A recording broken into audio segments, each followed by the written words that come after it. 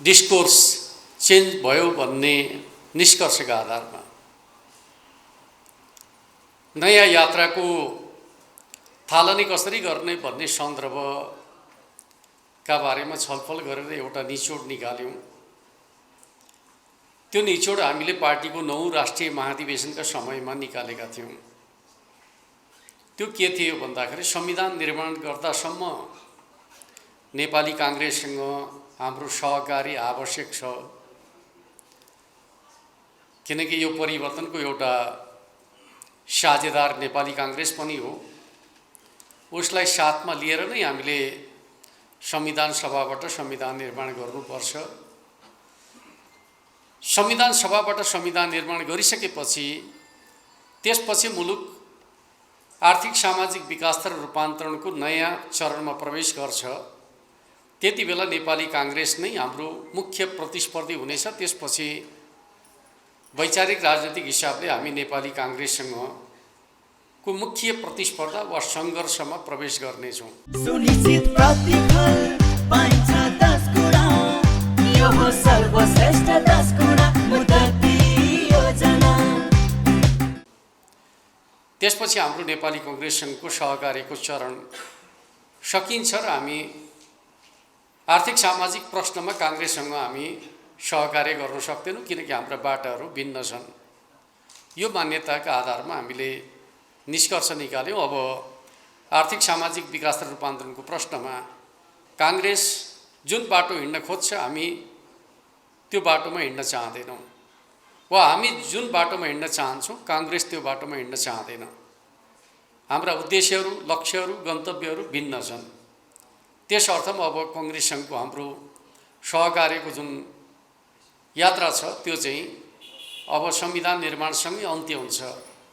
त्यसपछि मुलुक नयाँ चरणमा प्रवेश गर्छ भन्ने खालको निष्कर्ष निकाल्यौँ। त्यसपछि त्यो नयाँ यात्राका लागि हामीले नेपालमा रहेका वामपन्थी दलहरूलाई एकताबद्ध गर्ने एउटा बलियो वामपन्थी शक्तिका रूपमा पार्टीलाई सुदृढ गर्ने योजनाका साथ एकता र एकीकरणको एउटा नयाँ अभियान पार्टीका तर्फबाट अगाडि सार्यौँ।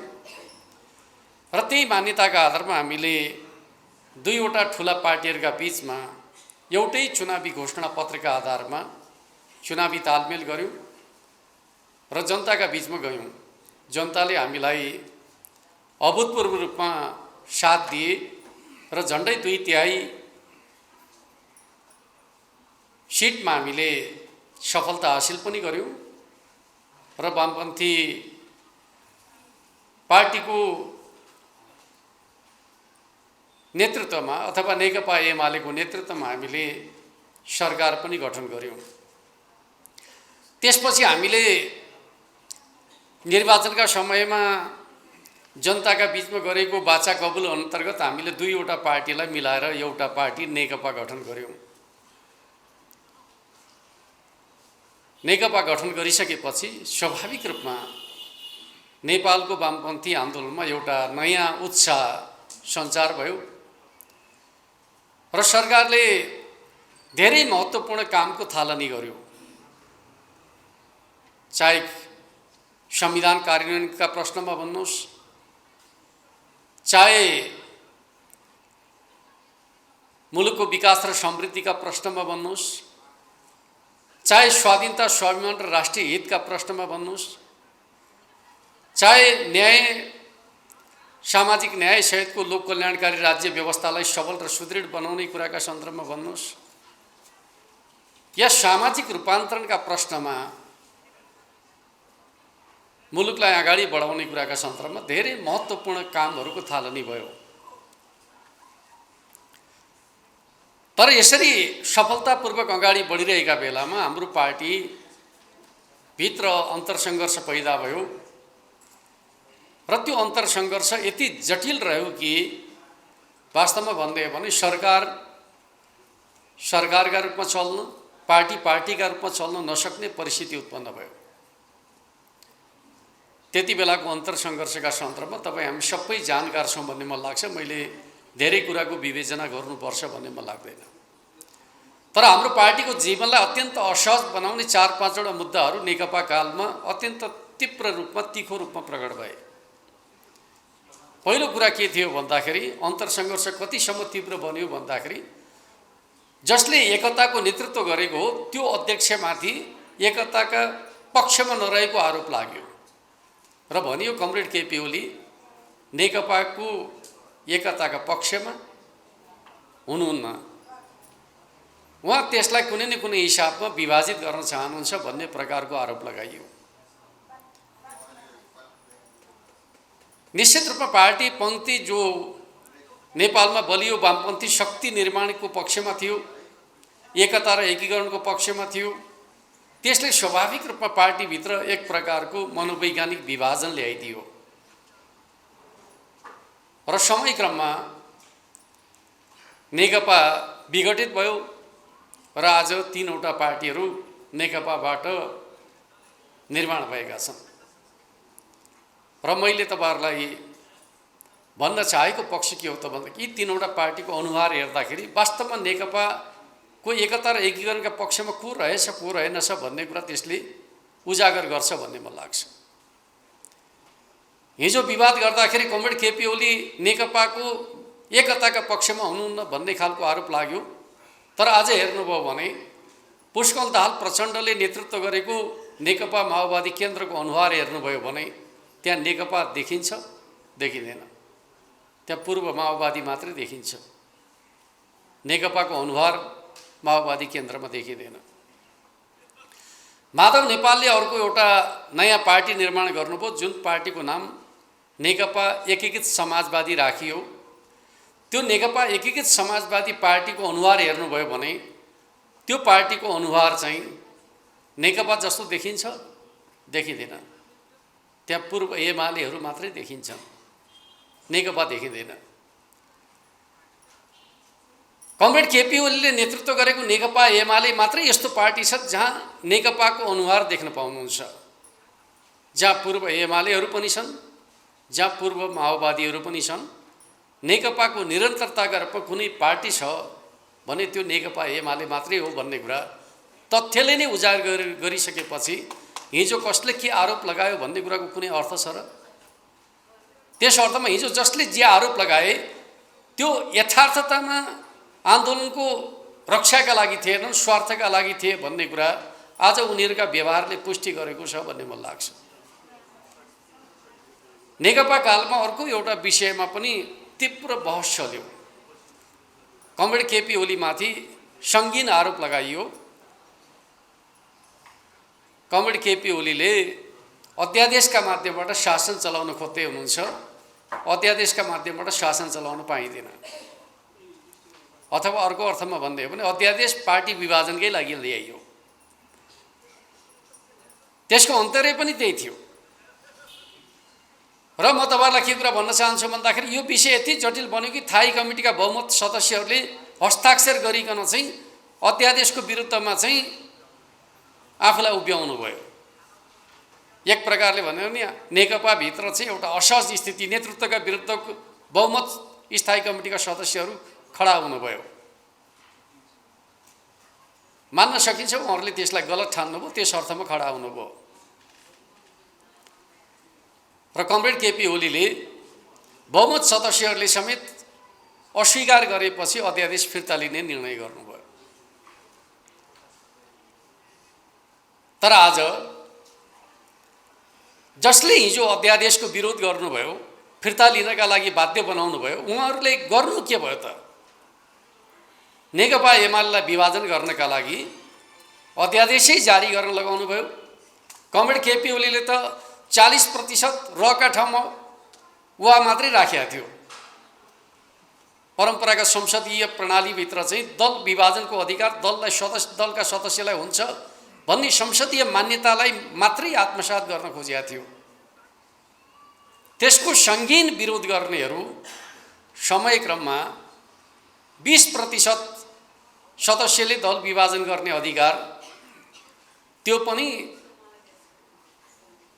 वाका ठाउँमा रका ठाउँमा वा राखेर नेकपा एमालेलाई विभाजन गर्ने कुराको नेतृत्व गर्न पुग्नुभयो, जसले हिजो अध्यादेशको विरोध गर्नुभयो। आफैले त्यति अनुचित प्रकारको अध्यादेश ल्याएर नेकपा एमालेलाई विभाजित गर्ने काम गर्नुभयो। अध्यादेश ल्याउन पाइन्छ, फेरि हाम्रो मान्यता यो होइन कि सरकारले अध्यादेश ल्याउन पाउँदैन भन्ने खालको मान्यता होइन। लोकतन्त्रमा आवश्यकताका आधारमा सरकारलाई त्यो विशेष अधिकार हुन्छ भन्ने मान्यता हिजो पनि थियो, आज पनि हाम्रो छ। तर अध्यादेश जारी गरिसकेपछि त्यो अध्यादेशलाई संसदीय प्रक्रियामा प्रवेश गराउनु पर्थ्यो। तर नेकपा एमाले दल विभाजन गरिसकेपछि अध्यादेश फिर्ता लिने काम भयो। त्यस अर्थमा हिजो उहाँहरूले अध्यादेशले शासन गर्न पाइँदैन, अध्यादेश ल्याउनुको उद्देश्य नेकपा विभाजन गर्नु हो, यो काम गलत हो, पार्टी विभाजन गर्ने कुरा लोकतन्त्रका विपक्षमा हुन्छ भन्ने नेताहरू नेकपा एमालेलाई विभाजन गर्न चाहिँ अग्रसर रहिसकेपछि हिजो नेकपा कालमा उहाँहरूले उठाएका मान्यताहरू के जायज रहेछन् त? के निस्वार्थ रूपमा उहाँहरूले त्यो कुराको पैरवी गरे हो रहेछ त? होइन रहेछ। अर्थात् त्यो पनि स्वार्थ कुण्ठाका आधारमै गरिएको विरोध रहेछ भन्ने कुरा चाहिँ समयले प्रमाणित गर्यो भन्ने मलाई लाग्छ। किनकि जब जसले त्यसको नेतृत्व गर्छ उसैले त्यसलाई आत्मसात गर्न सक्दैन भने नेकपा कालमा सञ्चालन गरिएका ती अन्तरसङ्घर्षको अर्थ के रह्यो? र त्यस्तो विषय म तपाईँहरूलाई सुनाउन चाहन्छु। नेकपा कालमा सबभन्दा धेरै हामीलाई गाँजेको र एक प्रकारले मानसिक रूपमा विभाजित बनाएको अर्को विषय थियो एमसीसी प्रकरण। एमसीसी प्रकरणमा के भनियो भन्दाखेरि यो राष्ट्रघाती सम्झौता हो, संसदमा टेबल गर्न हुँदैन भनेर चाहिँ पार्टीभित्र ठुलो बहस चलाइयो। त्यति बेला पार्टी अध्यक्ष केपी शर्मा ओलीको मान्यता थियो एउटा सरकारले गरिसकेको सम्झौता सरकारले नै अस्वीकार गर्नु उचित हुँदैन। अस्वीकारै गर्ने हो भने पनि संसदबाट अस्वीकार गर्नु राम्रो हुन्छ। स्वीकार अस्वीकार गर्ने कुरा दलहरूको अधिकारको कुरा हो, संसदको अधिकारको कुरा हो, सरकारले रोकेर राख्न मिल्दैन भन्ने मान्यताका आधारमा उहाँले शेरबहादुर देउवा र प्रचण्डको नेतृत्वको सरकारले गरेको सम्झौतालाई संसदमा टेबलका लागि लिएर जानुभयो। तर सभामुखले एमसीसी सम्झौता टेबल गर्न अस्वीकार गर्नुभयो। जबसम्म दलहरूका बिचमा सहमति हुँदैन म टेबल गर्दिनँ भन्नुभयो। र भाषा त धेरै भावनात्मक थियो, बरु म झुन्डिन तयार छु, संसदमा टेबल हुँदैन भन्नुभयो। तर पछि के भयो? जसले त्यति चर्को विरोध गर्यो पार्टीभित्र नेकपा रहँदाखेरि चाहिँ एमसीसीका बारेमा त्यति चर्को विरोध गर्नेहरू अन्ततगत टेबल गर्ने कुराका लागि अग्रसरता पनि उनीहरूले नै लिए। सभामुखलाई टेबल गराउनका लागि अनुरोध गर्ने काम कसले गर्यो भन्दाखेरि पुष्कल दाहाल प्रचण्ड र माधव कुमार नेपालहरूले नै गर्नुभयो। र एमसीसी सम्झौताका बारेमा यति गम्भीर महत्त्वको विषयमा हामीलाई छलफलमा भाग लिने वातावरण बनाइदिनुहोस् भनेर हामीले सरकारसँग अनुरोध गर्दाखेरि हामीलाई छलफलमा भाग लिने वातावरणै तयार नगरिकन चाहिँ हात उठाएर पास गर्ने काम कसले गर्नुभयो त भन्दाखेरि जसले हिजो पार्टीभित्र चाहिँ त्यो विषयलाई अगाडि सारेर सिङ्गो पार्टीलाई विभाजित गर्ने काम गर्नुभयो, उहाँहरूले नै एमसीसी पास गर्ने कुराको नेतृत्व गर्नुभयो।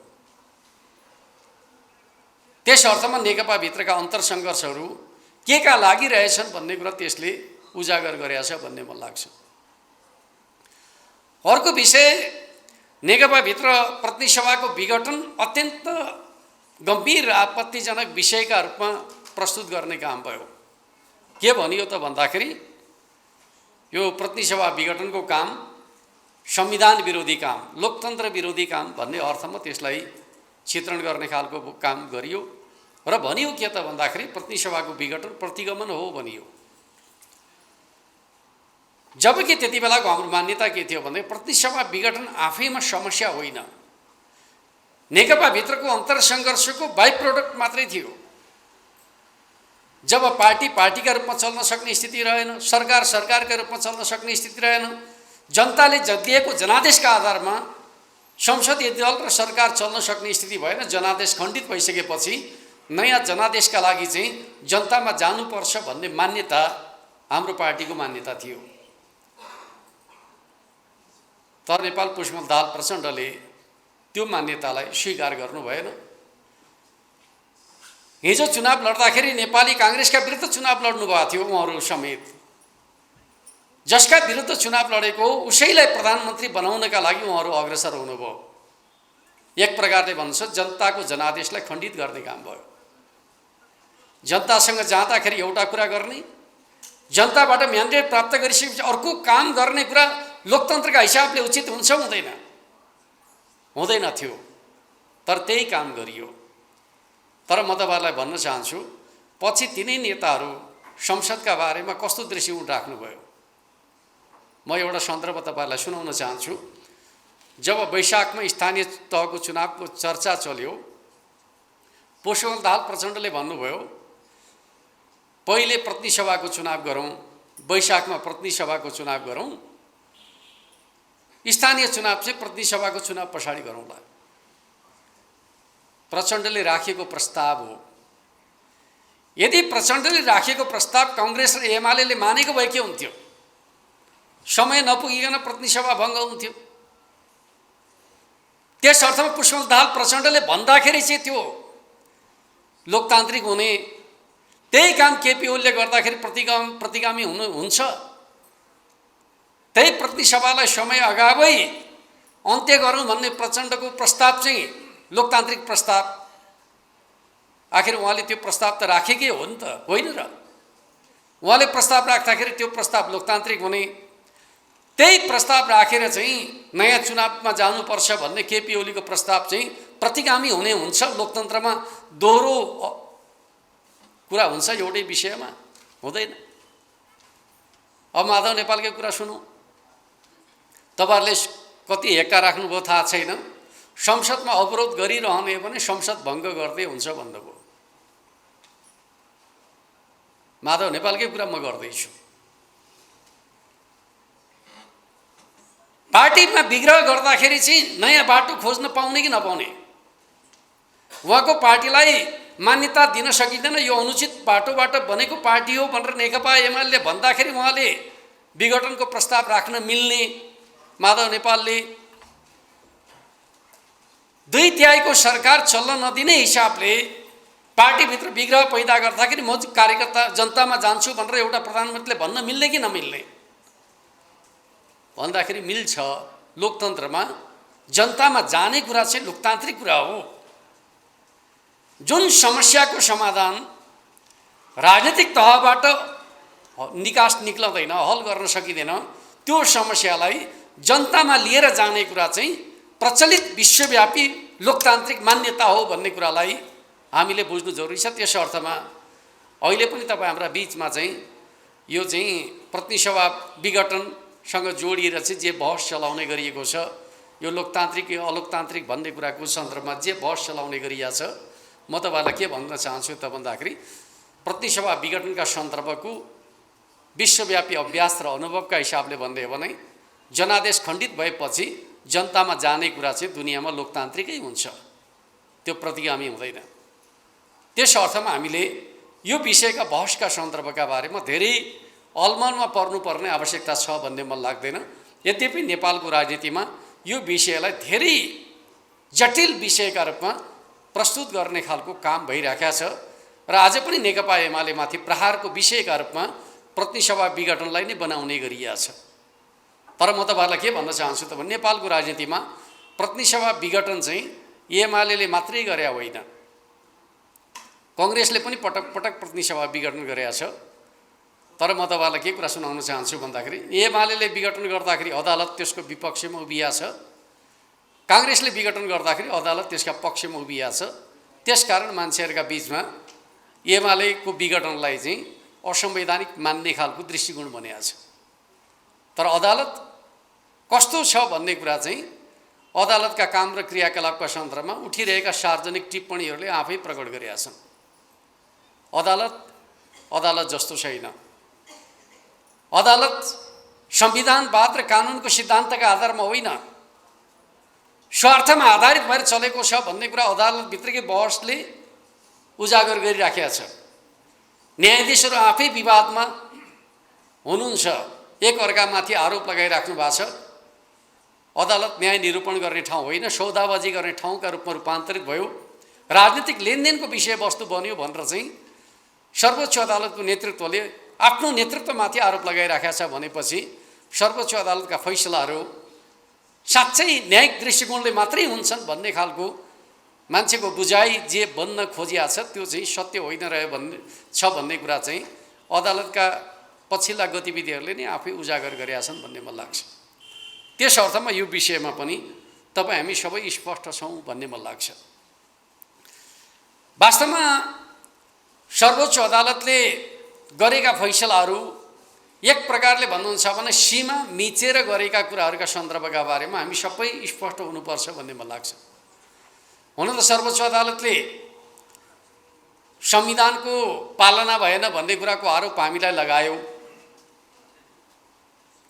हामीले असहमतिका बावजुद सर्वोच्चको फैसलालाई मान्ने कुरा गर्दै आएका छौँ, असहमति राखेका छौँ तर मानेका छौँ, किनकि हामीले चाहिँ मुलुकको लोकतन्त्रभित्र चाहिँ सर्वोच्च अदालतलाई कानुनको अन्तिम व्याख्या गर्ने ठाउँका रूपमा कबुल गरिसकेका छौँ। चित्त नबुझे पनि त्यसका फैसलाहरू चाहिँ वैध हुन्छन् भन्ने मान्यताका आधारमा हामीले मानेका छौँ। यद्यपि त्यसप्रतिको राजनीतिक असहमति हाम्रो छँदैछ, हामीले त्यसप्रति असहमति जनाएकै छौँ। तर आज के भइरहेको छ भन्दाखेरि राजनीतिका मुद्दाहरूलाई अदालतमा प्रवेश गराउने प्रवृत्ति बढेको छ। राजनीतिज्ञहरूको जिम्माको कुरा हो। राजनीतिका मुद्दाहरूको फैसला गर्ने अधिकार अदालतलाई दिने कुरा लोकतान्त्रिक कुरा हुनै सक्दैन। एकातिर राजनीति अदालतमा प्रवेश गरेका छ, अदालत राजनीतिमा प्रवेश गरेका छ। हामीले खोजेको लोकतन्त्र यस्तो होइन। राजनीतिका मुद्दाहरू राजनीतिक दलहरूले नै हल गर्ने सामर्थ्य राख्नुपर्छ र अदालत संविधानवादमै उभिन सक्नुपर्छ। अदालतले राजनीतिक फैसला गर्ने होइन। राजनीतिको फैसला गर्ने जिम्मेवारी भनेको राजनीतिक दलहरूकै हो भन्ने कुरालाई सर्वोच्च अदालतले मनन गर्नु जरुरी छ भन्ने कुरा म तपाईहरुका बीचमा राख्न चाहन्छु। तर आजभोलि के भइरहेको छ, राजनीतिको जोड घटाउका आधारमा कुनै फैसला फटाफट हुन्छन्, कुनै फैसला हुँदैनन्। यो अदालतले राजनीतिक आँखाबाट विषयलाई हेर्न थालेको कुराको संकेत होइन भनेर हामीले कसरी भन्ने? खास गरी नेकपा एकीकृत समाजवादीका कतिपय सांसदहरूका सन्दर्भमा हामीले गरेको कारबाहीका विषयमा सभामुखले जुन प्रकारको दोहोरो मापदण्ड अवलम्बन गरे त्यो चाहिँ सर्वथा अनुचित हो भनेर हामीले अदालतमा मुद्दा हालेका छौँ। तपाईहरु सबैलाई थाहा छ त्यो मुद्दा आजसम्म फैसला भएको छैन। यति गम्भीर विषयमा जसले राष्ट्रको लोकतान्त्रिक अभ्यासलाई गम्भीर असर पारेको छ त्यो विषयमा सर्वोच्च अदालत प्रवेश गर्न आवश्यक ठाने छैन। तर कतिपय यस्ता विषयहरू छन् सत्ता पक्षलाई आवश्यक लाग्यो भने उसले फटाफट फैसला गरे हामी देख्न पाउँछौँ। यो के राम्रो संकेत हो? के यो लोकतान्त्रिक तरिका हो? अवश्य होइन। त्यस अर्थमा हामीले बुझ्ने कुरा के हो त भन्दाखेरि सर्वोच्च अदालतको फैसला पछाडि यो मुलुकको लोकतन्त्र कमजोर भएको छ र सर्वोच्च अदालतको फैसलाले संविधानले किटान गरिदिएको प्रधानमन्त्री नियुक्ति गर्ने अधिकार भनेको राष्ट्रपतिको अधिकार हो भनेर संविधानले लेखेको छ। तर त्यो अधिकार सर्वोच्च अदालत आफैले प्रयोग गर्यो। यसो गर्न मिल्छ? संविधानले किटान गरी राष्ट्रपतिलाई दिएको अधिकारको प्रयोग सर्वोच्च अदालतको फैसलाका माध्यमबाट प्रयोग गर्न मिल्छ?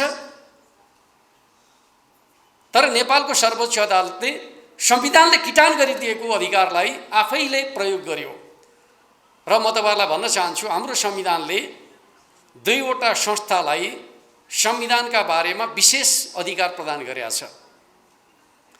सर्वोच्च अदालतलाई संविधानको व्याख्या गर्ने अधिकार, राष्ट्रपतिलाई संविधानको संरक्षण गर्ने अधिकार। व्याख्या गर्ने र संरक्षण गर्ने अधिकार मध्ये कुन अधिकार महत्त्वपूर्ण भन्ने कुराको बहस म गर्न गइराखेको छैन।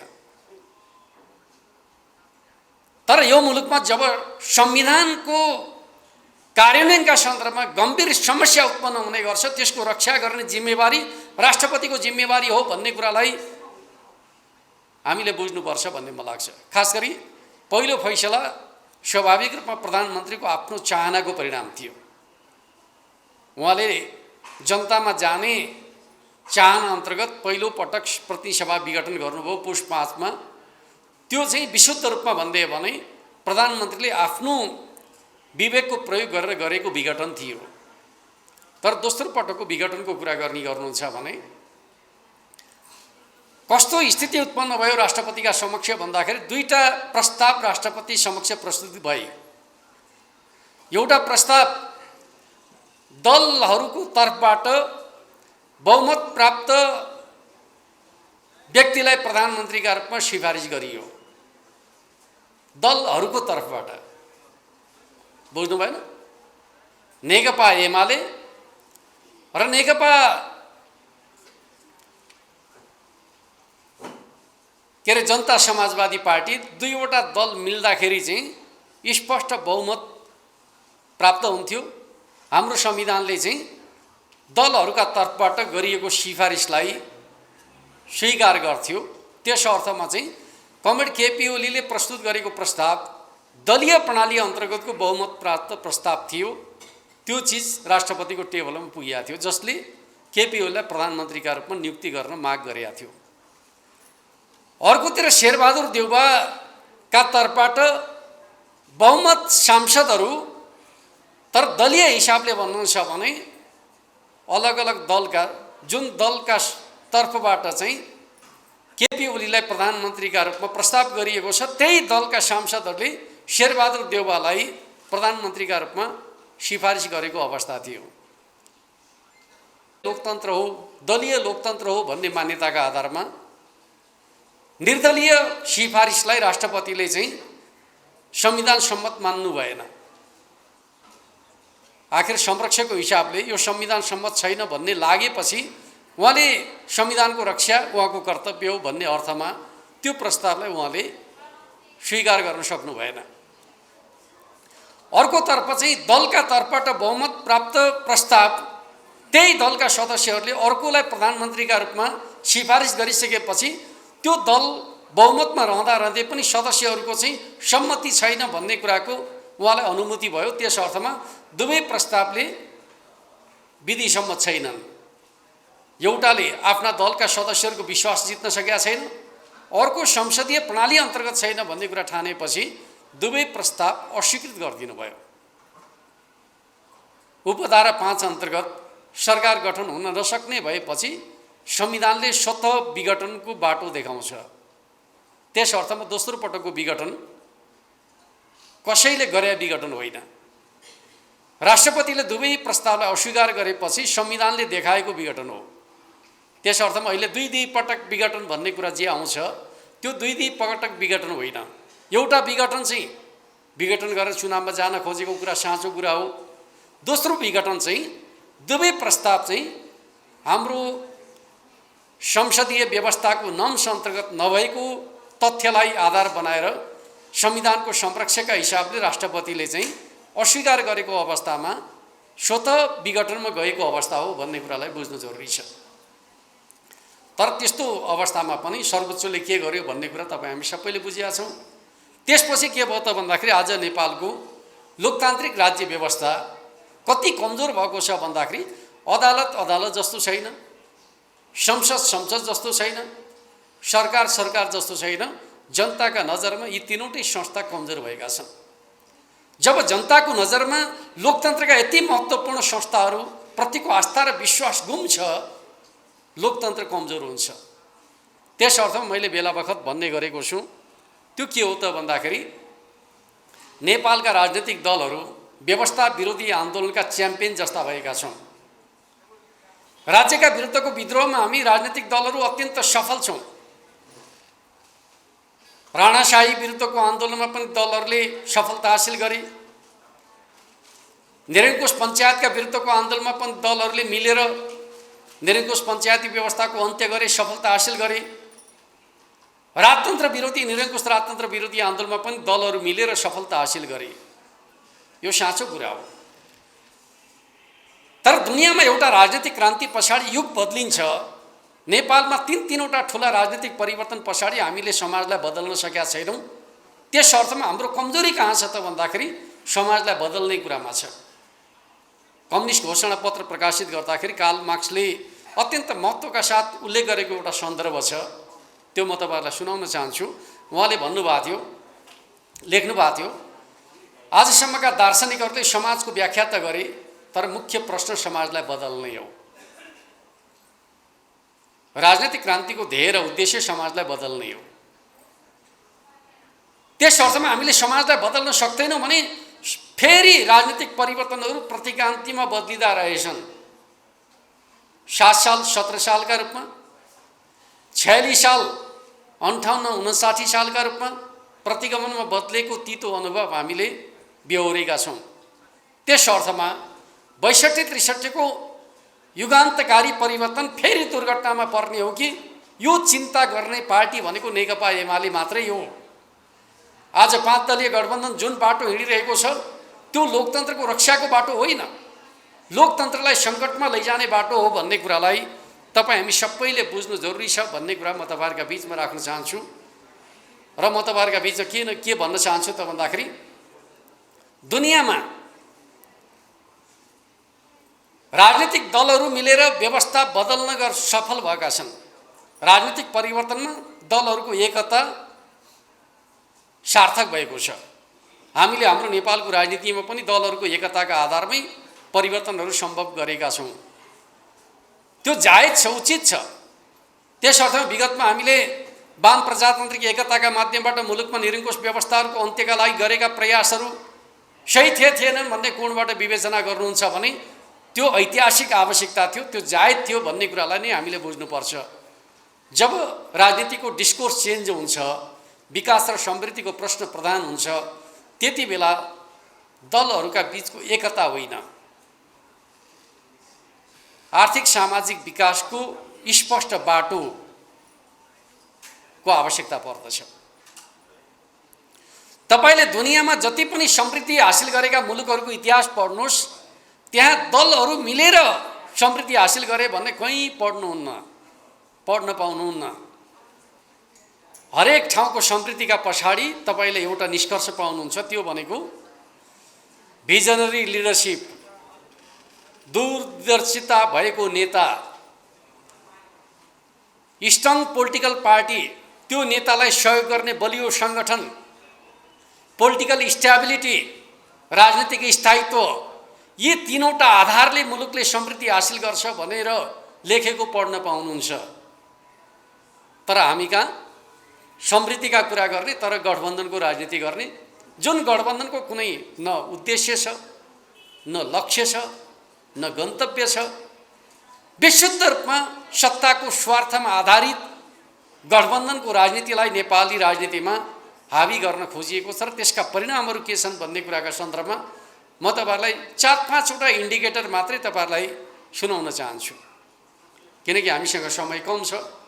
म 4-5 वटा सन्दर्भहरू तपाईहरुको बीचमा राख्न चाहन्छु। पहिलो कुरा त हामीले सरकार छोड्दाखेरि यो मुलुकमा अर्थव्यवस्था, जसलाई शोधनान्तर स्थिति भनेर भन्ने गरिन्छ, त्यो बचतको अवस्थामा थियो।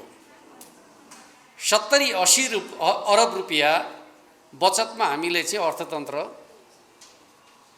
5 दलीय गठबन्धनलाई सुम्पिएका थियौँ। 1 वर्ष यो 5 दलीय गठबन्धनले सरकार चलाइसकेपछि आज मुलुकको शोधनान्तर स्थिति 3.25 खरब घाटामा पुगिया छ। 3.25 खरब घाटामा। यो सामान्य कुरा होइन। 1 वर्षको अवधिमा 3.25 खरब घाटामा मुलुकको अर्थव्यवस्थालाई पुर्याइएको छ। त्यस अर्थमा यो सरकार कति असक्षम र नालायक छ भन्ने कुरा शोधनान्तर स्थितिको सङ्कटले उजागर गर्छ भन्ने कुरा म तपाईहरुका बीचमा राख्न चाहन्छु। दोस्रो सन्दर्भ, हामी सरकारमा रहँदाखेरि हामीले विदेशी मुद्राको सञ्चिति 11 महिनाको वस्तु र सेवा आयात गर्न सक्ने क्षमताको छोडेर गएका थियौँ,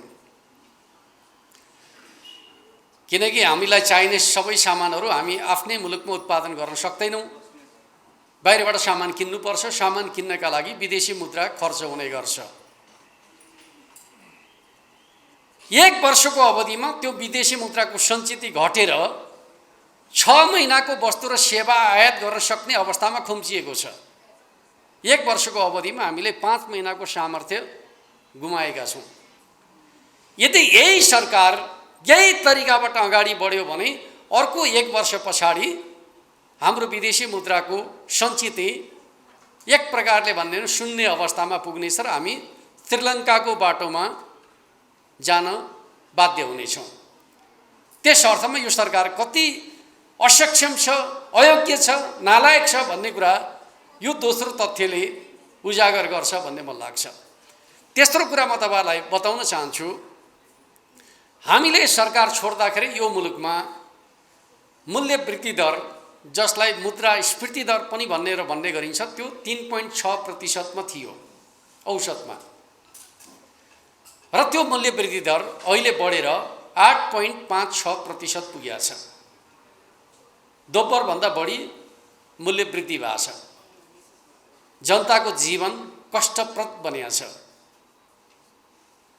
गठबन्धन सरकारले जनतालाई के दियो भनेर भन्दाखेरि महँगी र भ्रष्टाचार उपहार दियो भन्ने खालको यो भन्दा अर्को तथ्य के हुन सक्छ? 3.6% मा रहेको मूल्य वृद्धिलाई 8.56% मा वृद्धि गर्ने खालको काम, उसका काम र क्रियाकलापले भएको छ भन्नुको अर्थ यो 5 दलीय गठबन्धन शासन सञ्चालन गर्ने मामिलामा कति कमजोर छ भन्ने कुरा यसले उजागर गरेको छ भन्ने कुरा म तपाईहरुका बीचमा राख्न चाहन्छु। र अर्को विषय, कुनै पनि राष्ट्रको समृद्धिको आधार भनेको के हुन्छ भने पुँजीगत खर्च गर्ने क्षमता कस्तो छ भन्ने कुराबाट त्यो राष्ट्रको भविष्य कस्तो हुने भन्ने कुरा निरूपण हुने गर्छ। म तपाईहरुलाई बताउन चाहन्छु, नेपालमा पुँजीगत खर्च गर्ने मामिलामा सबभन्दा पीडाजनक क्षण भनेको कोभिड-19 को लकडाउनको समय रह्यो, जहाँ हाम्रा विकास निर्माणका कामहरू ठप्प प्राय भए। र म तपाईहरुलाई एउटा अत्यन्त पीडाजनक तथ्य सुनाउन चाहन्छु। यो 5 दलीय गठबन्धनको सरकारले कोभिडको लकडाउनको समयमा भन्दा कम पुँजीगत खर्च गरेको छ। जति बेला हामीले चाहिँ आफैलाई बन्द राख्यौं कोभिडको समय, सबै विकास निर्माणका कामहरूलाई रोक्यौं, त्यो समयको भन्दा पनि कम पुँजीगत खर्च गर्ने सरकारका रूपमा यो 5 दलीय गठबन्धन सरकार देखिएको छ भन्नुको अर्थ यो जस्तो नालायक अरु के हुन सक्छ? यसले हाम्रो कमजोरीलाई उजागर गर्छ, सरकार कस्तो छ भन्ने कुराको तथ्यलाई उजागर गर्छ भन्ने कुरा म तपाईहरुका बीचमा राख्न चाहन्छु। अर्को पक्ष, यो सरकार आर्थिक सुशासनका प्रश्नमा कस्तो छ? यो कोणबाट हेर्नुभयो भने बजेट निर्माणको इतिहासमा व्यापारीका एजेन्टहरू, बिचौलियाहरू र विदेशी नागरिकहरूलाई राखेर चाहिँ करका दरहरू हेरफेर गर्ने सम्मको काम भयो भन्ने कुराको आरोप अहिलेसम्म कसैलाई लागेको थिएन। नाङ्गो रूपमा त्यस प्रकारको काम भयो र कतिसम्म भयो भन्दाखेरि एउटा रोचक रमाइलो तथ्य म तपाईहरुलाई सुनाउन चाहन्छु। अर्थमन्त्रीले बजेट भाषण गर्ने क्रममा के कुरा चर्चामा ल्याउनु भयो भन्दाखेरि बजेट भाषणको एउटा रोचक प्रसंग म तपाईहरुलाई सुनाउन चाहन्छु। महिलाहरूले प्रयोग गर्ने सेनिटरी प्याडमा लाग्दै आएको भन्सार महसुलमा 90% छुट दिएको छु भन्नुभयो। हामी सबैले कति राम्रो काम भनेर चाहिँ समर्थन गर्यौं, तर त्यसको यथार्थता अर्कै रहेछ। के रहेछ भन्दाखेरि नेपालमा सेनिटरी प्याड उत्पादन गर्ने उद्योगले प्रयोग गर्ने कच्चा पदार्थको कर बढाइएको रहेछ र आयातका लागि मात्रै छुट दिया रहेछ। तयारी माल छुट दिने, आफ्नो मुलुकमै उत्पादन गर्ने उद्योगलाई धराशायी बनाउने खालको नीति अवलम्बन गरिया रहेछ। यस्तो अनुचित र गैर जिम्मेवार काम किन भयो होला भनेर खोज्दै जाँदाखेरि के कुरा पत्ता लाग्यो त भन्दाखेरि त्यो सेनिटरी प्याड आयात गर्ने कम्पनी त शेरबहादुर देउवाका पुत्रको पो रहेछ त भन्दाखेरि यति निर्लज्ज काम गर्ने यो सरकार नेपालका उद्योगहरूलाई धराशायी बनाएर चाहिँ आफ्नो स्वार्थको पोषण गर्ने यस प्रकारको निर्लज्ज सरकार ले मुलुकको शासनको नेतृत्व गर्ने अवस्था मुलुकमा रहनु भनेको चाहिँ विडम्बनापूर्ण होइन। र अर्को कुरा म तपाईहरुलाई सुनाउन चाहन्छु, नेपाल एक प्रकारले भने नवनिर्माणको युगमा प्रवेश गर्नु जरुरी छ। निर्माणका लागि चाहिँ आइरन उद्योगहरूको अत्यन्त महत्त्वपूर्ण भूमिका रहन्छ। नेपालमा झन्डै 2 दर्जन आइरन उद्योगहरू छन्। आइरन उद्योगहरूले दुई थरी कच्चा पदार्थको प्रयोग गर्छन्। एउटा प्लेट आइरनको प्रयोग गर्छन्, अर्को स्पन्ज आइरनको प्रयोग गर्छन्। स्पन्ज आइरनलाई नेपाली भाषामा पत्तुर आइरन पनि भन्ने गरिन्छ, जो चाहिँ कमसल सामान उत्पादन गर्नका लागि आयात गर्ने अनुमति दिइन्छ। आज सरकारले नेपालमा पत्तुर आइरनका माध्यमबाट स्पन्ज आइरनबाट आइरन प्रोडक्टहरू गर्ने जम्मा 3वटा उद्योगहरू छन्। ती उद्योगलाई चाहिने कच्चा पदार्थमा यति धेरै छुट दिने खालको काम गर्यो कि हामी कहाँ त कुनै मोनिटरी सिस्टम त के अरे अनुगमनको प्रणाली त व्यवस्थित छैन। त्यस्तो अवस्थामा चाहिँ ती स्पन्ज आइरनका माध्यमबाट निर्माण सामग्रीहरू तयार भए भने ती निर्माण सामग्रीहरू कमसल हुन्छन् र त्यसले भोलिको हाम्रा निर्माणहरू पनि जोखिमपूर्ण हुनेछन्। प्लेट आइरनका उद्योगहरू जो झन्डै 2 दर्जन उद्योगहरू छन्, तिनीहरूलाई धराशयी बनाएर स्पन्ज आइरनका उद्योगहरूलाई प्रवर्धन गर्ने सरकारको नीति भविष्यलाई धराशयी पार्ने नीति हो भन्ने कुरालाई बुझ्ने हो भने यो सरकार जनता र राष्ट्रका विरुद्धमा कति गैर जिम्मेवार छ आफ्नो स्वार्थका लागि भन्ने कुरा यसले बताउँछ भन्ने कुरा म तपाईहरुका बीचमा राख्न चाहन्छु। र बजेटका सन्दर्भका बारेमा हाम्रा थुप्रै पूर्व अर्थमन्त्रीले के भन्ने गर्नुहुन्छ त भन्दाखेरि निश्चित घरानीहरूको अनुहार आउँछ रे बजेट पढ्दै गर्दा भन्दै गर्नुहुन्छ। वास्तवमा यो सरकार राष्ट्रको स्वाधीन अर्थतन्त्र निर्माणको बाधक सरकारका रूपमा, एक प्रकारले माफिया तन्त्रलाई प्रवर्धन गर्ने सरकारका रूपमा, दलाल नोकरशाहीलाई पुँजीवादलाई प्रवर्धन गर्ने सरकारका रूपमा, व्यापारिक पुँजीवादलाई प्रवर्धन गर्ने सरकारका रूपमा अगाडि आयो। यो सरकारको नेतृत्वमा मुलुकको अर्थतन्त्रको विकास सम्भव छैन। हामीले चाहेको समाजवादको आधार तयार गर्ने जुन लक्ष्य लिएको छ संविधानले, त्यसका लागि यो मुख्य बाधक बनेर आएको छ भन्ने कुरालाई तपाईँ हामी सबैले बुझ्नु जरुरी छ भन्ने कुरा म तपाईहरुका बीचमा राख्न चाहन्छु। र अन्त्यमा म तपाईहरुसँग भन्न चाहन्छु, वास्तवमा हामीले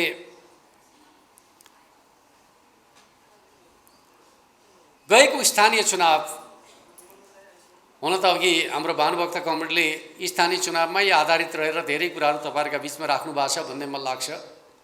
म धेरै विवेचना गर्न चाहन्न, तर मैले तपाईहरुका बीचमा राख्न चाहेको पक्ष के हो त भन्दाखेरि स्थानीय चुनावका समयमा हाम्रा लागि 2वटा चुनौतीहरू थिए, प्रतिकूलताहरू थिए। एउटा के थियो, माधव नेपाल, झलनाथ खनाल, वामदेव गौतम जस्ता ठुला ठुला नेताहरू जसले पार्टी निर्माणमा अत्यन्त महत्त्वपूर्ण भूमिका निर्वाह गर्नुभयो, उहाँहरूले पार्टी छोड्नु भएको छ, एमाले कमजोर भएको छ। हामीले प्रतिवाद गर्यौं, भन्यौं, उहाँहरूले छोडे पनि एमाले कमजोर भएको छैन भन्यौं, तर आम मान्छेले विश्वास गर्ने स्थिति थिएन। किन यत्रा नेताले पार्टी छोडिसकेपछि एमाले पुरानो अवस्थामा छैन भन्ने खालकै मानिसहरूको धारणा थियो। त्यो धारणाका बीचमा हामी चुनावमा गएका थियौं। यो अत्यन्त हाम्रा लागि प्रतिकूल कुरा नै थियो। र दोस्रो कुरा के थियो, एमाले एक्लै छ, 5 दलीय गठबन्धन मिलेर चुनाव लड्दैछन्, त्यस अर्थमा 5 दलसँग एमाले के मुकाबिला गर्न सक्छ, सक्दैन भन्ने प्रकारको मानसिकता मतदाताहरूका बीचमा प्रबल थियो। त्यो अवस्थामा हामीले चाहिँ चुनावमा जाने साहस गर्यौं, आँट गर्यौं। र म तपाईहरुलाई के भन्न चाहन्छु त भन्दाखेरि यो चुनाव पछाडि हामीले आफ्नो सामर्थ्य प्रकट गरेका छौं भन्ने मलाई लाग्छ। हो, परिणाम हामीले सोचे जस्तो आएन, तर म तपाईहरुलाई के कुरा बताउन चाहन्छु भन्दाखेरि जुन चुनावलाई हामीले चाहिँ सफलतापूर्वक सम्पन्न गरेको चुनाव ठान्छौं, त्यो चुनावमा हामीले प्राप्त गरेको सिट संख्या कति हो भन्दाखेरि 294 हो। 74 सालको चुनावमा हामीले 294 स्थानमा सफलता हासिल गरेका थियौं, जति बेला पार्टीहरू एक्लै एक्लै चुनाव लडेका थिए। अहिले 5 दलसँग मुकाबिला गरिकन हामीले 206 स्थानमा विजय हासिल गरेका छौँ। त्यस अर्थमा यो सफलता सामान्य सफलता होइन।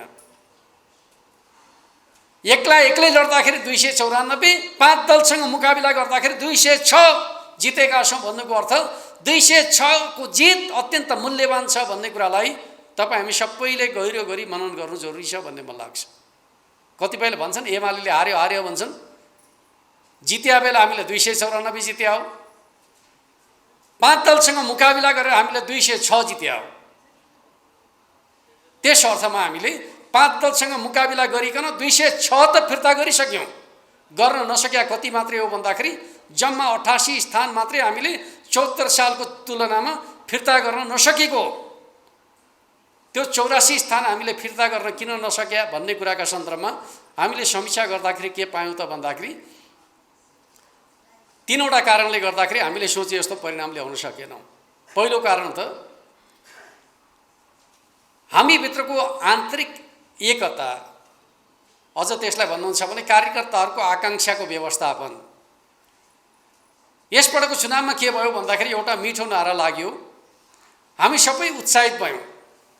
त्यो नारा के थियो? टिकट पाए जितेर देखाउँछु, नपाए जिताएर देखाउँछु। कार्यकर्ताकै बीचबाट आयो, एक प्रकारको नेकपा एमालेको नारा बन्न पुग्यो। हामीले ठान्यौँ यो वास्तवमा एमाले भावना भने यही हो भन्ने कुरा ठान्यौँ। तर चुनावमा जाँदाखेरि कस्तो भयो त भन्दाखेरि टिकट पाउने त खुसी नै भए, नपाउनेहरू चाहिँ पार्टी जिताउने अभियानमा जसरी लाग्नु पर्थ्यो लाग्न सकेका देखिएन। 3 खालका प्रवृत्तिहरू देखा परे। अझ त्यसलाई भन्दाखेरि 4 थरी पनि भन्न सकिन्छ। एक थरी त पार्टीले गरे फैसला शिरोधार्य गरेर लाग्नुभयो। वास्तवमा उहाँहरूले चाहिँ जे भनेको छ त्यो कुरालाई नै व्यवहारमा लागू गर्नुभयो। उहाँहरूका बारेमा धन्यवादै भन्नुपर्छ, आलोचना गर्ने विषय रहेन। अरू 3 खालका प्रवृत्ति कस्ता रहे त भन्दा एउटा प्रवृत्ति पार्टीले टिकट दिएन भनेर घरमा गएर सुतेर बस्ने, प्रचारमा लानका लागि बडा अनुनय विनय गर्नुपर्ने, फलानु घटेको छैन भन्ने बित्तिकै जनताका बीचमा त नकारात्मक सन्देश त गइहाल्यो। यो खालको प्रवृत्ति चाहिँ कार्यकर्ताका बीचमा प्रकट भयो कमजोरीका रूपमा। अर्को खालको प्रवृत्ति कस्तो रह्यो? प्रचारमा हिँडेको छ, भाषण गर्न दिए भाषण पनि गरेकै छ, तर यसो चिया खाँदा खाना खाँदा छलफल गर्दाखेरि के भन्छ, पार्टीले चाहिँ बलियो उम्मेदवारलाई टिकट दिएन क्यारे, लाग्न त लागिया छ, जित्न त गाह्रै छ भन्दै चर्चा गर्दै हिँडिया छ। त्यो समर्थन हो कि विरोध हो भन्ने कुरा त बुझ्न सकिन्छ नि त। प्रमाण जुटाउने हो भने भाषण गरे पनि देखिन्छ, तर उसका क्रियाकलापहरूले भोट बढ्ने होइन, घट्या छ। र तेस्रो प्रवृत्ति कस्तो रह्यो त भन्दाखेरि मैले भने पार्टीले टेरेन के अरे देखाइदिन्छु भनेको छ, विद्रोहका लागि आफै अग्रसर भएको छ वा अरू कसैलाई उकासेको छ वा विरोधीसँग साँठगाँठ गरेको छ, यस्तो खालको प्रवृत्ति पनि देखा पर्यो। यदि यो प्रवृत्तिलाई हामीले समयमै नियन्त्रण गर्न सकिया भए झन्डै भन्नुहुन्छ भने 1 भोटदेखि लिएर चाहिँ 500 भोटको अन्तरमा हामीले चाहिँ 80-90वटा सिट गुमाएका छौँ। यति त पार्टीको आन्तरिक एकता र समझदारीबाट प्राप्त गर्न सकिने थियो। त्यो चिज हामीले वास्तवमा भन्ने पनि कार्यकर्ताको आकाङ्क्षाको व्यवस्थापन सही ढङ्गले गर्न नसक्दाखेरि गुमाएका छौँ भन्ने मलाई लाग्छ।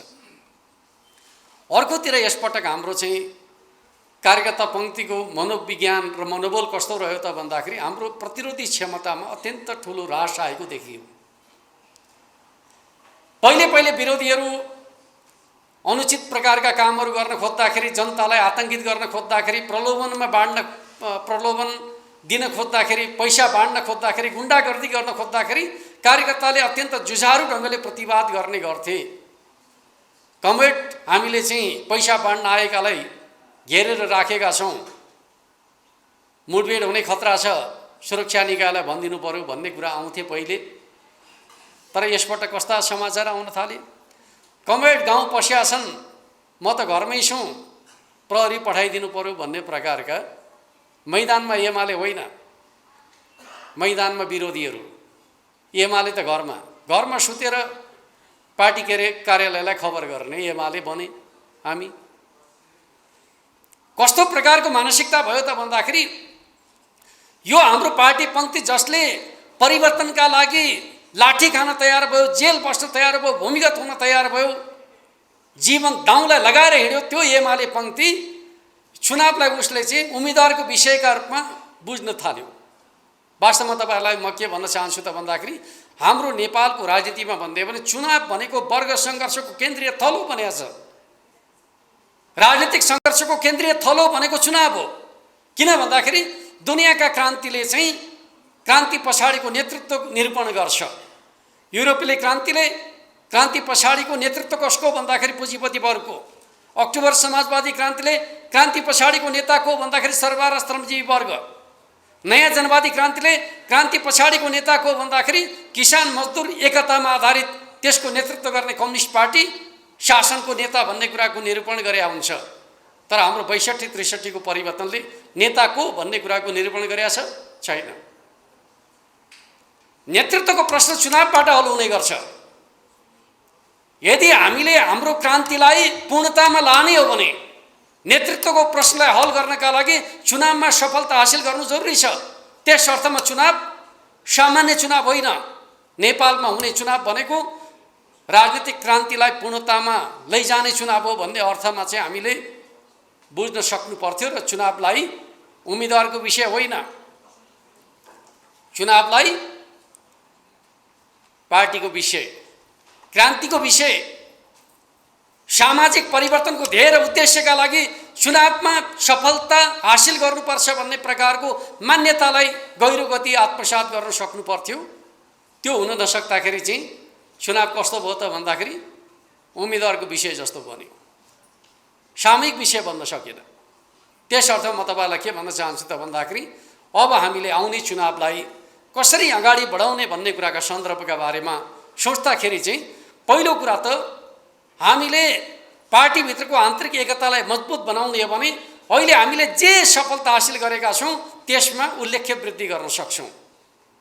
दोस्रो कुरा हाम्रो प्रतिरोधी क्षमतालाई वृद्धि गर्ने हो भने जनमतमा हामीले उल्लेख्य वृद्धि गर्न सक्छौँ। र तेस्रो कुरा हामीले तटस्थ मतदातालाई विगतको चुनावमा प्रभावित गर्न सकेनौँ। अब हाम्रो योजना तटस्थ मतदातालाई प्रभावित गर्ने योजनाको बन्यो भने अहिलेको परिणाममा हामीले उल्लेख्य वृद्धि गर्न सक्छौँ। किनकि हिजो त हाम्रो पार्टीको कस्तो छ भन्ने प्रश्न खडा भएको थियो, तथ्य त उजागर भयो नि त। म तपाईँहरूलाई सुनाउन चाहन्छु। आज माधव नेपाल, झलनाथ खनाल, वामदेव गौतम नरहँदाको पार्टीले 34% भोट ल्याएको तथ्यलाई आत्मसात गर्ने हो भने विभाजनको असरलाई हामीले मेकअप गरेछौँ। आखिर स्थानीय चुनावले त त्यो कुरा बतायो। जति क्षति माधव नेपालहरूले पुर्याउनु भयो त्यति क्षति हामीले अन्य पार्टीबाट पूर्ति गर्ने कुरामा सफलता हासिल गरेछौँ भन्ने कुरा स्थानीय चुनावले देखायो। त्यस अर्थमा नेकपा एमाले कमजोर भएको छैन। नेकपा एमाले हिजोभन्दा ज्यादा बलियो भएको छ भन्ने कुरा स्थानीय चुनावका माध्यमबाट प्रकट भइसकेपछि अब हामीले चाहिँ तटस्थ मतदातालाई प्रभावित गर्ने सामर्थ्य राख्छौँ। र म तपाईँलाई अर्को कुरा बताउन चाहन्छु। यसपटक चुनावमा काङ्ग्रेसले बडा चालाखैपूर्ण स्ट्र्याटेजी अवलम्बन गरेछ। 3 प्रकारको रणनीति अख्तियार गर्यो। जहाँ काङ्ग्रेस बलियो छ त्यहाँ एक्लै चुनाव लड्ने नीति बनायो र भन्यो एमालेसँग तिमीहरू मिल्न पाउँदैनौ। एक्लै चुनाव लड्यो र सफलता हासिल गर्यो। जहाँ एमाले र काङ्ग्रेसका बीचमा हाराहारीको प्रतिस्पर्धा छ त्यहाँ उसले एकजना साझेदार खोज्यो, एउटा पार्टीलाई साझेदार बनायो, चुनाव लड्यो र विजय हासिल गर्यो। जहाँ एमाले साह्रै बलियो छ त्यहाँ उसले 5 दलीय गठबन्धन बनायो र मुकाबिला गर्यो। र जहाँ 5 दलीय गठबन्धन पनि कमजोर हुन्छ त्यहाँ उसले बाहिरको उम्मेदवारलाई समर्थन गरेर भए पनि एमालेलाई हराउने नीति अवलम्बन गर्यो। जस्तो कि झापाको दमकमा उसले राप्रपालाई मेयरको उम्मेदवार बनाएर एमालेका विरुद्ध चुनाव लड्यो। त्यसो गर्दाखेरिको हाम्रो सामर्थ्य के छ भन्ने कुरालाई पनि हामीले बुझ्नु जरुरी छ भन्ने कुरा म तपाईहरुका बीचमा राख्न चाहन्छु। जहाँ एक्लै चुनाव लड्यौं कांग्रेस र हामी, त्यहाँ हाम्रो भोट 26% मात्रै छ। जहाँ काङ्ग्रेसले आंशिक गठबन्धन बनाएर हामीसँग चुनाव लड्यो त्यो हाम्रो भोट 31% छ। जहाँ काङ्ग्रेसले पूर्ण गठबन्धन बनाएर हामीसँग चुनाव लड्यो त्यहाँ हाम्रो भोट 41% छ। बुझ्नुभयो नि? त्यस अर्थमा हाम्रो तागत भनेको के हो त भन्दाखेरि जति मिलेर आउँछन् त्यति मुकाबिला गर्ने तागत नेकपा एमालेसँग छ भन्ने कुरा हामीले स्थानीय चुनावमा प्रमाणित गरेका छौँ। त्यस अर्थमा गठबन्धनसँग डराउने भन्ने खालको कुरा भने चाहिँ यो जनमतको सच्चाइलाई नबुझ्ने कुरा हो। त्यस अर्थमा म तपाईँलाई के भन्न चाहन्छु त भन्दाखेरि जति बलियो बनेर आउँछन् प्रतिद्वन्द्वीहरू मुकाबिला गर्नका लागि तयार हुने हो भने त्यो सामर्थ्य एमाले भित्र छ भन्ने कुरालाई तपाईँ हामी सबैले बुझ्नु जरुरी छ भन्ने कुरा म तपाईँहरूका बिचमा राख्न चाहन्छु। र यो पनि कस्तो छ भन्दाखेरि एक्लै लडेको ठाउँ काङ्ग्रेस 20% मात्रै हो, जहाँ हामीले 26% भोट ल्याएका छौँ। आंशिक गठबन्धन बनाएको ठाउँ भनेको 40% हो, जहाँ हामीले 31% भोट ल्याएका छौँ। पूर्ण गठबन्धन बनाएको ठाउँ 40% हो, जहाँ हामीले एक्लै 41% भोट ल्याएका छौँ। त्यस अर्थमा 40% स्थानमा त हामी नेपाली काङ्ग्रेसभन्दा धेरै माथि छौँ। त्यस अर्थमा अहिले कतिपय कमेन्टलाई लाग्छ के भन्दाखेरि एमाले 70 हुन्छ भन्ने प्रकारको मिडियामा आइराखेको मिडियाबाजी सुन्दाखेरि कतै गठबन्धन भएन भने एमाले बर्बाद पो हुन्छ कि भन्ने खालको जे चिन्ता छ त्यो तथ्यसँग मेल खाँदैन। त्यस अर्थमा म तपाईँलाई बताउन चाहन्छु यसपटकको चुनावको अर्को एउटा ट्रेन्ड पनि छ, जुन ट्रेन्डलाई पनि हामीले विश्लेषण गर्नु जरुरी छ भन्ने मलाई लाग्छ। जनताको झुकाव आम रूपमा संस्थापनका विरुद्धमा देखा पर्यो र अहिले आउने चुनाव हामी सत्ताका विरुद्ध लड्दैछौँ। जनताको रुझान सत्ताका विपक्षमा रह्यो र त्यो सत्तासँग हामी चुनाव लड्दैछौँ जुन सत्ता असफल भएको छ। त्यस अर्थमा म तपाईँलाई भन्न चाहन्छु सत्ताको विरोध र भण्डाफोर जति तीव्र बनाउँछौँ नेकपा एमालेको भोटमा त्यति वृद्धि गर्न सकिन्छ भन्ने मलाई लाग्छ। र अन्त्यमा म तपाईँहरू सबैसँग अनुरोध गर्न चाहन्छु, आग्रह गर्न चाहन्छु, राष्ट्रिय जनसांस्कृतिक महासङ्घ जनताको मनोविज्ञानलाई परिवर्तनका पक्षमा ल्याउने एउटा महत्त्वपूर्ण आन्दोलन, जागरणको नेतृत्व गर्ने आन्दोलन, युग नयाँ दिशामा जाँदैछ भन्ने कुराको सन्देश दिने आन्दोलन, समाजलाई बाटो देखाउने सामर्थ्य कसले राख्छ भन्दाखेरि कवि कलाकार साहित्यकारहरूले अलिकति समाजभन्दा अगाडि बढेर चाहिँ बाटो देखाउने सामर्थ्य राख्छन्। राजनीतिले प्रदान गरेको राजनीतिक कार्यदिशाको दिशाबोधलाई जनभाषामा प्रस्तुत गर्ने सामर्थ्य स्वाभाविक रूपमा यो क्षेत्रको रहेको हुन्छ।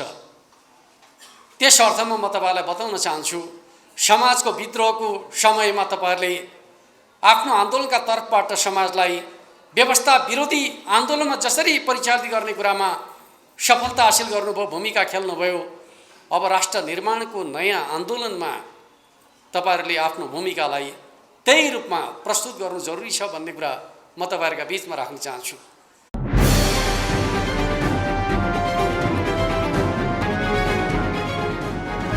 तपाईँको सूचनाको साथी दैनिकी.com